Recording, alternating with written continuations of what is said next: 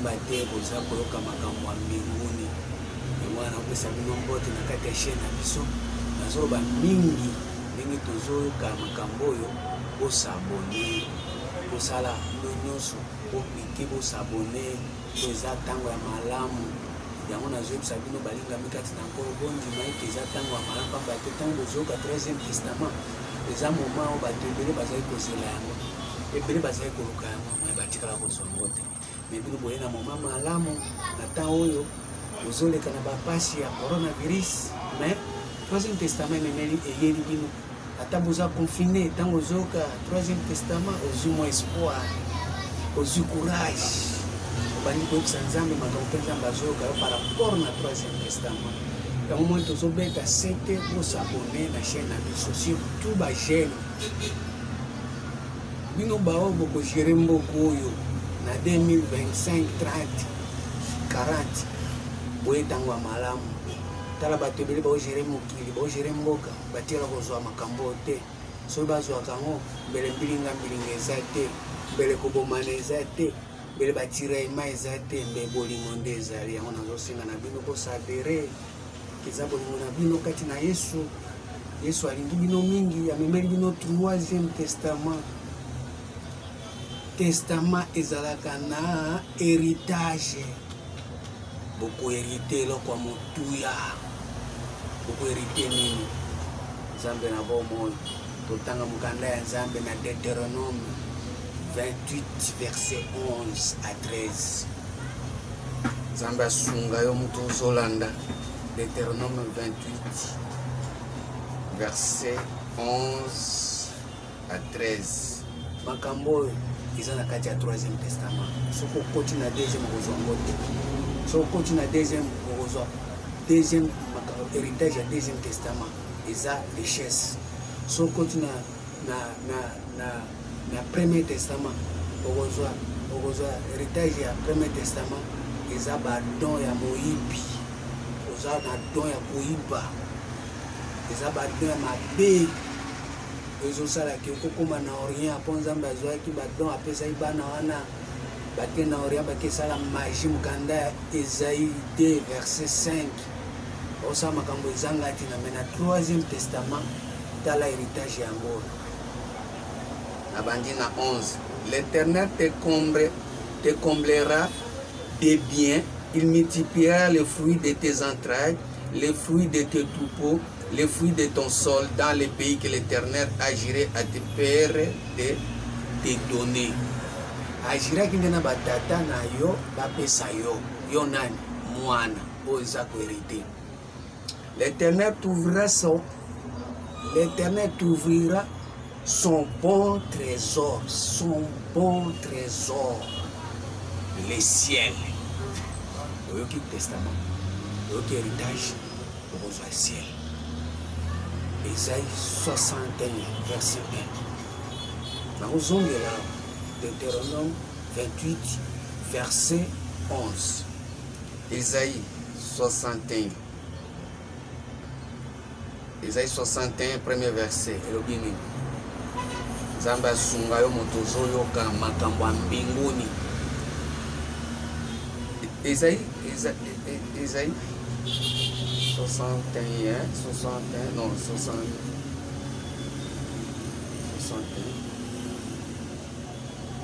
Esaïe 61, premier verset.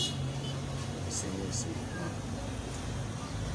Le ciel est mon trône. Esaïe 66.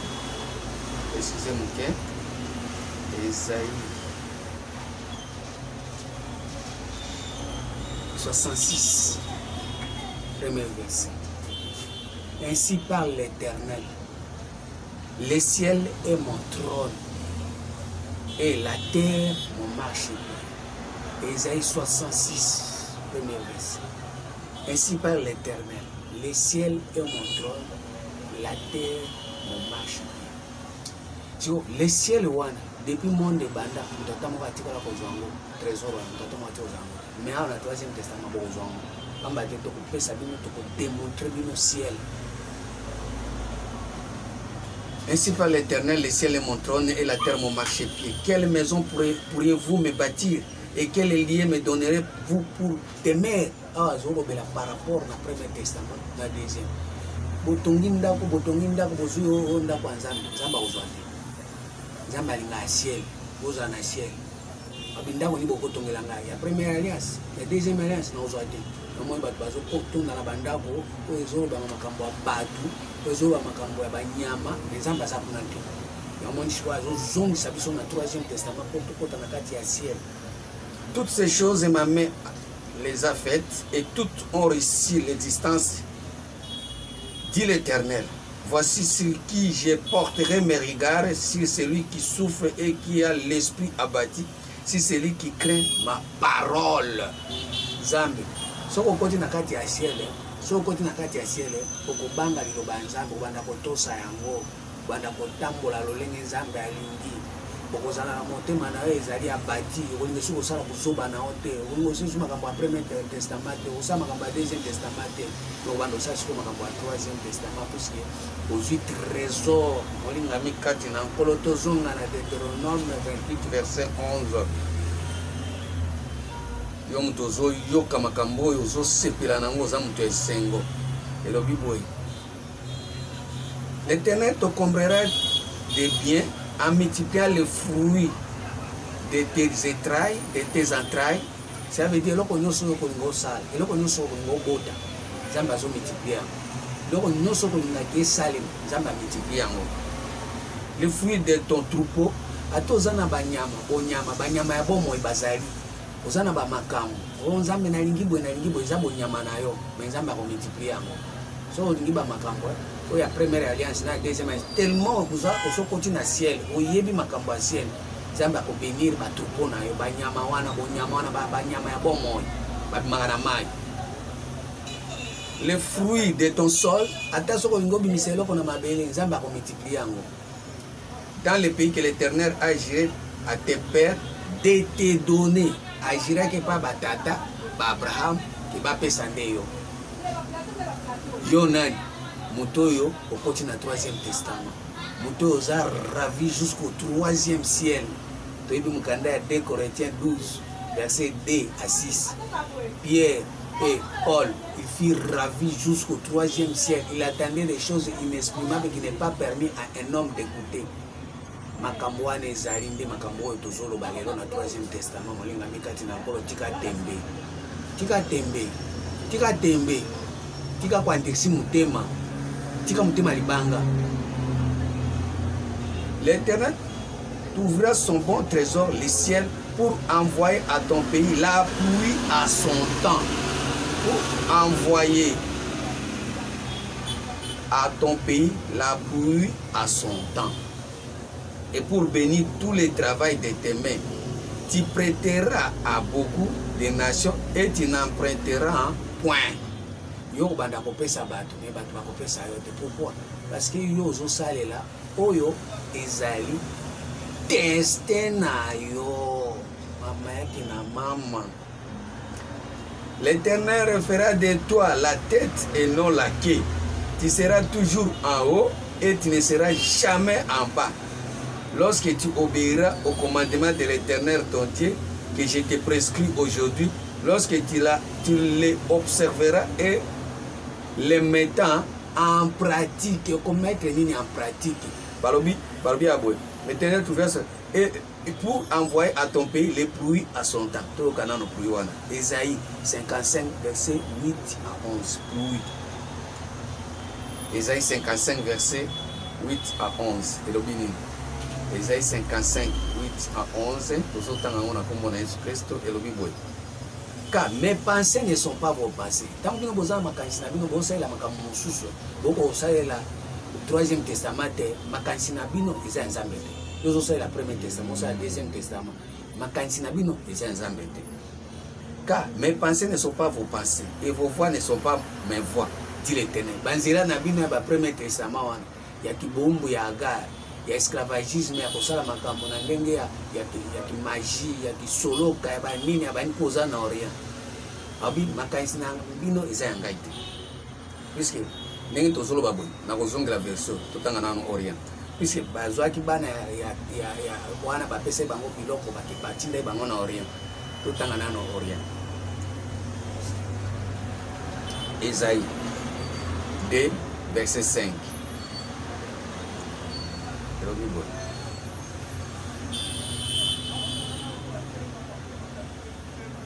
Dans verset 6. Car tu as abandonné ton peuple, la maison de Jacob, parce qu'ils sont pleins d'Orient. Baza plein d'Orient. Plein d'abonganga ya bomabé. Et ils s'en donnent à la magie comme à des Philistins. Et parce qu'ils sont liés au fils des étrangers, le pays est rempli d'argent et d'or. Kuna bami pesi na bapaya kosala makambo ezanga tina makambo eza ya bulukutu ya bungu ya kubulungisa bato omoni lelo bato baza mutema mabe. Or mukanda ya Psaume 75 verset 6 à 7 elobi boye. Psaume 75 verset 6 à 7 elobi boye. Car ce n'est ni de l'Orient ni de l'Occident, ni des déserts que vienne l'élévation. L'élévation est en Orient et en Occident. Mais Dieu est celui qui juge, qui abaisse l'un et il élève l'autre. Si vous continuez en Orient, vous avez bango badon, bakena Orient, pour na bakozala élevé. Et là, ekosunga bango bazala élevé, eza bana ya ketura. Pourquoi? Parce que bango ba bomaki Abraham. Abraham akufi na maboko ya ketura. Koboma Abraham, ça veut dire quoi? Koboma kondima. Koboma kondima, puisque Abraham aza tata na biso ya kondima. Boma kondima ya babiloko ya Orient wana. Élévation utaka kuna te. Élévation utaka na Occident te. Élévation utaka na désert te bisika bikauka. Élévation utaka na makambo na bino te, makambo na pensée na bino ba penser mais penser ne sont pas mes pensées, makanisi na bino eza ya Nzambe te. Élévation za kuna te. Siko awa soki ukoti na kati Orient, ukobanda kozala élevé na makambo ya badu, na makambo ya bonyama, na makambo ya magie, makambo ya soloka, makambo ya oya ya mabe nde kuna élévation. Or élévation utaka kuna te yango atoki kotanga mukanda ya Nzambe. Siko Nzambe obi neti boza élevé kuna makanisi nanga eza ya bino te. Toke na mukanda ya Zacharie 8 verset 7. Tokozonga na Isaïe Zacharie 8 7 elobi boye. Ainsi par l'Éternel des armées, voici je délivre mon peuple du pays de l'Orient. Je délivre mon peuple du pays de l'Orient. Bato ya ba peuple ya Nzambe basi bake kokangama kuna ta yo ndenge ozokanga ndenge ozotalanga bo yo poso kangami kuna na Orient kwa yake kuna ndio za élevé kuna bato nde bako élevé yo mais Nzambe ayibi yo kuna te. Nzambe ayibi ko yango bozonga na 3e testament. Pour 3e testament to nga siko muto azwa ciel akoma na muto azala mukila te. Bato nyonso baza na ciel te baza ba mukila baza ba que. Je les ramènerai, ainsi par l'Éternel des armées, voici je délivre mon peuple du pays de l'Orient et du pays du soleil couchant. Kuna eza place oyo ba soleil esali elalaka. Soza na soleil na yo kuna ekolala. Olinga te otongengi atongengi ndenge nini obriye ndenge nini ebake suka na suka moto ekoya. Suka na suka malade koya, suka na suka malédiction koya, puisque kuna ofandi na Orient okanisi kuna nde oza élevé, osali bonganga, osali bakiso osimbi biloko nyonso kosimba wana, okanisi kuna nde Nzambe azomona yo oza otelemi malamu, nzoka nde kuna yebake soleil na yo ekokushi. Je les ramènerai et ils habiteront au milieu de Jérusalem, ils seront mon peuple et je serai leur Dieu avec vérité et droiture.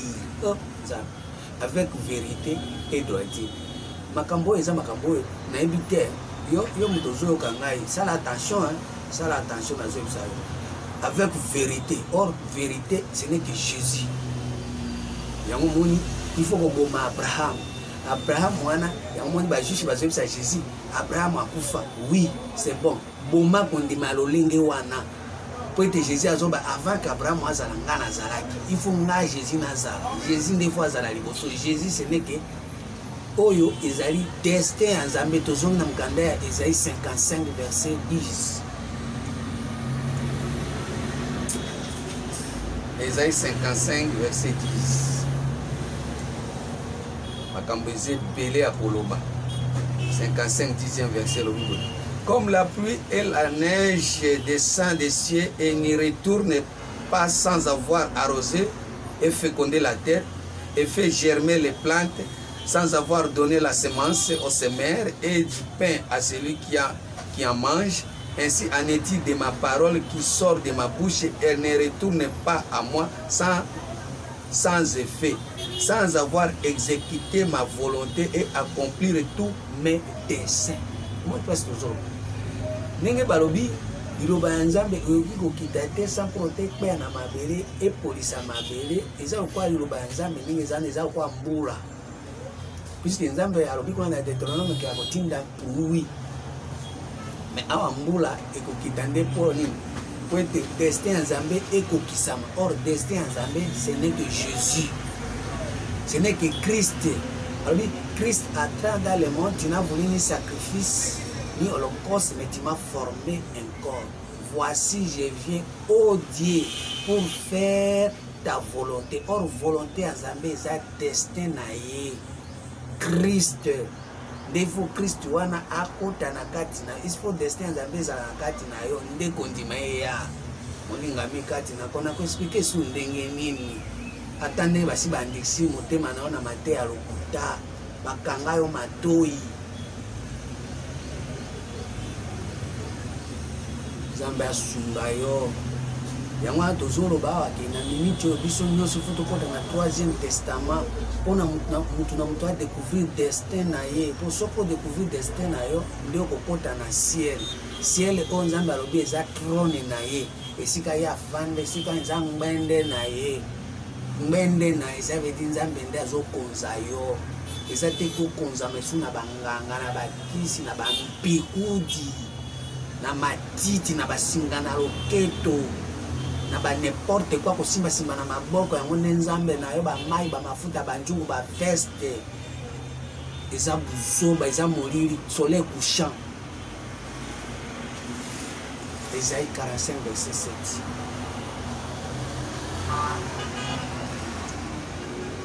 Esaïe 45 verset 7.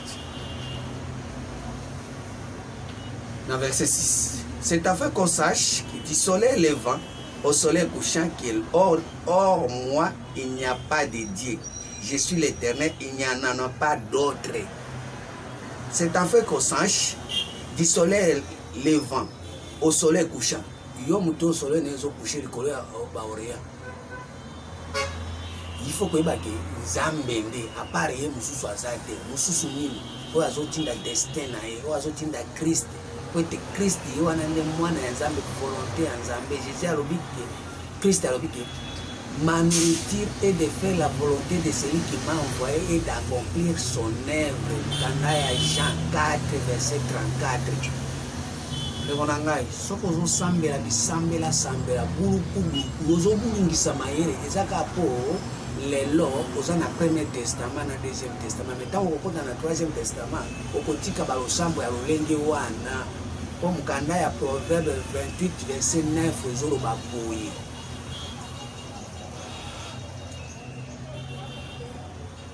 Proverbe 28 verset 9. Si quelqu'un détourne l'oreille pour ne pas écouter la loi, sa prière même est une abomination. Loi ya Nzambe, eza destin ya Nzambe, ce n'est que Jésus-Christ. La foi vient de ce qu'on entend. Ce qu'on entend vient de la parole de Christ. Ce qui loi ya Nzambe, parole de Christ, et ça la prière. Ce qui est comme ça la prière, ce qu'on détourne, prière na yo eza abomination. Or Christ des destins ya Nzambe kati ya moko na moko. Oh molingami, Galate 4 verset 6. Galate 4 verset 6. Otanga Bible, Bible elobaka bien koleka ba pasteur na bino, koleka ba père spirituel na bino. Et parce que vous êtes fils, Dieu a envoyé dans nos cœurs l'esprit de son fils, lequel crie Abba Père. Ephésiens 3, verset 16. Nzambe atindi esprit ya mwana na na motema na bino. Motema na bino nini ezapona eza teste ya Nzambe. Nzambe nde atindaka mwana na ye, Christ. Ephésiens 3, verset 16 à 19. Oyo eza Bible, eza eloko mosusu te. Oyo eza babrochire na bino wana te bomesana nango babrochire bobalola balola. Oyo eza Bible. Verset 16 au Bible. Afin qu'il vous donne selon la richesse de sa gloire d'être puissamment fortifié. Tobandata na 15. Abandi na 14. À cause de cela, je fléchis les genoux devant le Père, duquel tire son nom toute famille dans les cieux et sur la terre. Toute famille dans les cieux et sur la terre, afin qu'il vous donne selon la richesse de sa gloire d'être puissamment fortifié par son esprit dans l'homme intérieur. Dans l'homme intérieur, Christ, destin, don de Dieu, don céleste, vocation, l'homme intérieur, dans l'homme intérieur, en sorte que Christ habite dans vos cœurs. Christ habite dans vos cœurs. Et c'est sous ma campagne Christ. Ayozalaka libanda no ba biso makambo eza libanda na yo ba la kisayo histoire na ba géographie. Non. Christ eza géographie te eza histoire te bolenga mikati na ngolo eza makambo zo salima na kati na yo yango Jésus Christ dit il est le même hier, aujourd'hui, éternellement. Où? Dans ton cœur. On a kati ya motema na nde akozala mais libanda na yo n'est pas le même. Il doit changer. Libanda no bakoboma ye, bakobeta esete akokufa parce que eza biloko eza ya apparence. Zambé. En sorte que Christ habite dans vos cœurs par la foi, afin qu'étant enraciné et fondé dans l'amour. Tango Jésus a continué na kati na kondima, na kati ya croyance te. Nde siko komi na bolingo ya Nzambe, ozo kolinga bolingo eza na kati na destin na yo, komi kosalela destin na yo, ndo komi okomi koyoka elengi ya bolingo, okomi komona ke naza pe na kati ya Nzambe, okoti na kati ya bolingo ya Nzambe, puisque Nzambe na bolingo ne apesaka bato eza na kati ya motema nde kobima libanda bato bakomona. Vous puissiez comprendre avec toutes les saints quelle est la largeur, la longueur, la profondeur et la hauteur. Moi je crois mozindo ya Nzambe mobimba abandi nanu. Vous puissiez comprendre avec tous les saints basantu nde okota kuna na kati nde kuna basantu bazali kati ya motema na yo nde basantu bazali banda no basantu bazali base bazala kati ya motema. En réalité dans l'homme, na kati ya moto, c'est l'esprit, le souffle du tout ça qui donne l'intelligence. Puisque ce qui na kati déjà comme na mayele, l'esprit na yo, de ba santi ba monani, di banda no musanto atamo kwa zate.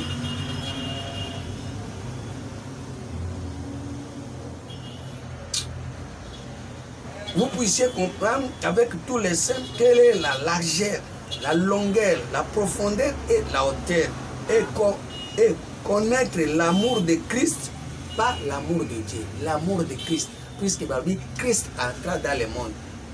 Tu n'as voulu ni sacrifice ni holocauste. La foi vient de ce qu'on attend vient de la parole de Christ. Vous avez bandé amour à Christ, il y a Jésus pété, il y a prophète été, il y a bishop été, il y a représentant été, il y a visionnaire été.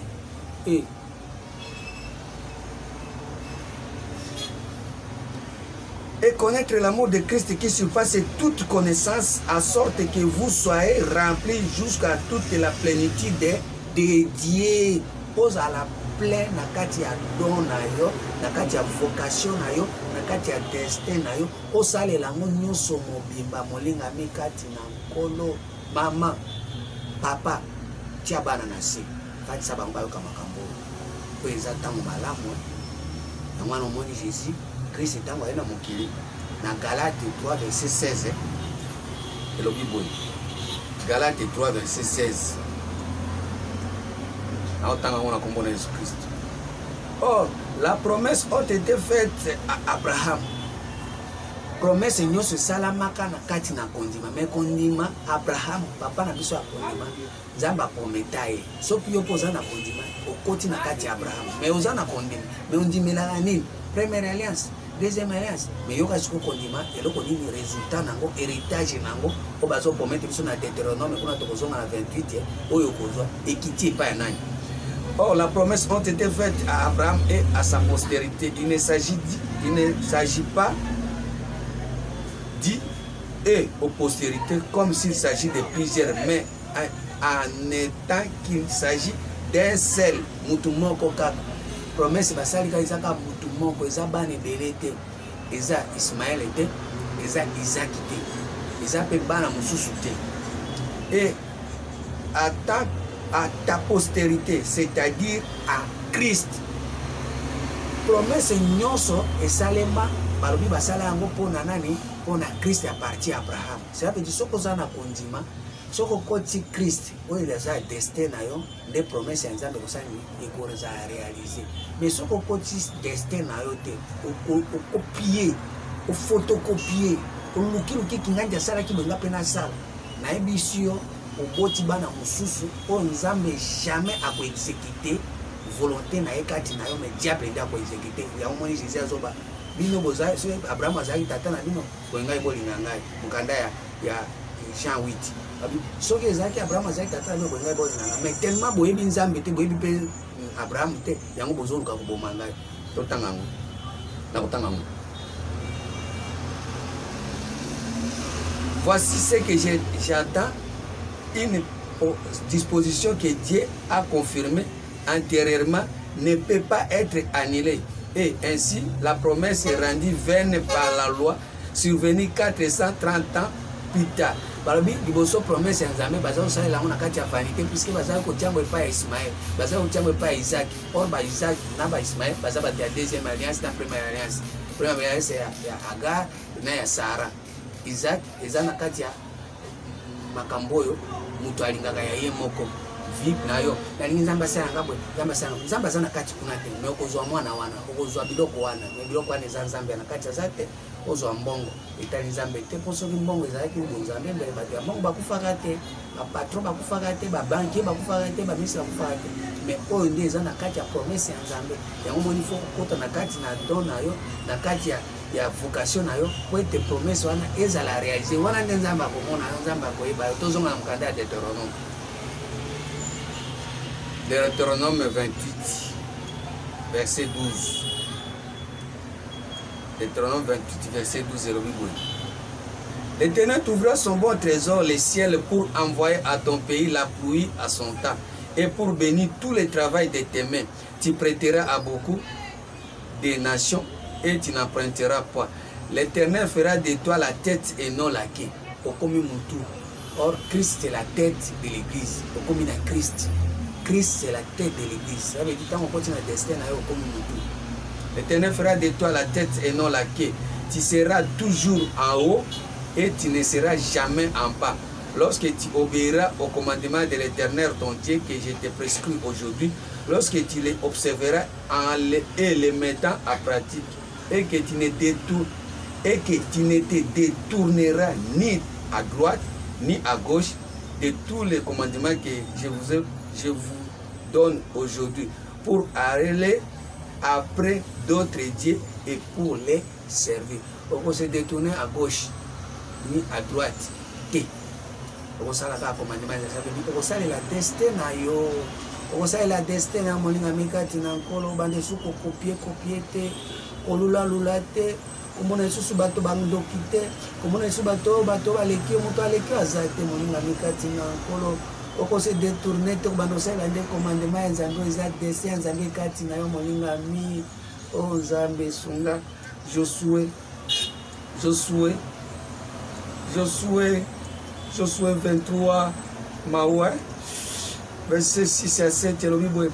Appliquez-vous avec force à observer et à mettre en pratique tout ce qui est écrit dans le livre de la loi de Moïse, sans vous détourner ni à droite ni à gauche, Ne vous mêlez pas avec ces nations qui sont restées parmi vous. Ne prononcez pas le nom de leur Dieu et ne l'employez pas en girant. Ne les servez pas et ne vous prosternez pas devant eux.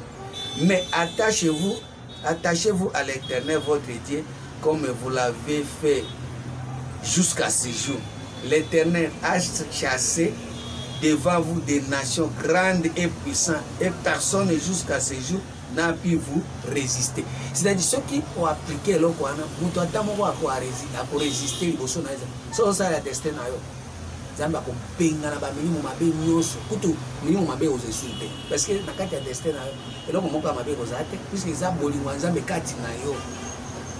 Nzamba bisko ko fuka meso banzambe ça veut dire ko copier makambo te ko lula mutu te ko envier mutu te oyoka te so ko yoka te talio yanga ya sina sai mutu sala ngai na sina sai de wana na zo bisabino zela acte 20 Bible nde koloba acte 20 verset 20 lobi boye nzambe sunga bato bazolanda acte 20 lobi boye. Vous savez que je n'ai rien caché de ce qui vous a été utile et que je n'ai pas craint de vous prêcher et de vous enseigner publiquement et dans les maisons, annonçant aux Juifs et aux Grecs de la repentance envers Dieu, la foi à notre Seigneur Jésus-Christ. Et maintenant, voici, lié par l'Esprit, je vais à Jérusalem ne sachant pas ce qui m'y arrivera.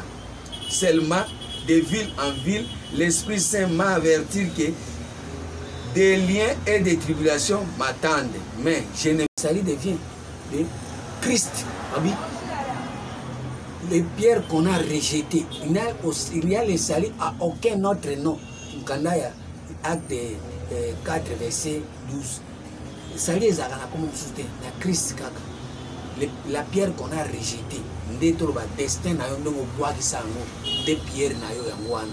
Des bois qui sango, des sengelo le compte na kati pozo asali. Mais yo lingi angote. Yangwana mo yelo ozo telenga ozo nyoko. Zambe ya sunga yo. Kwete koyo kama kambo sale. Na komo Yesu Kristo. Amen.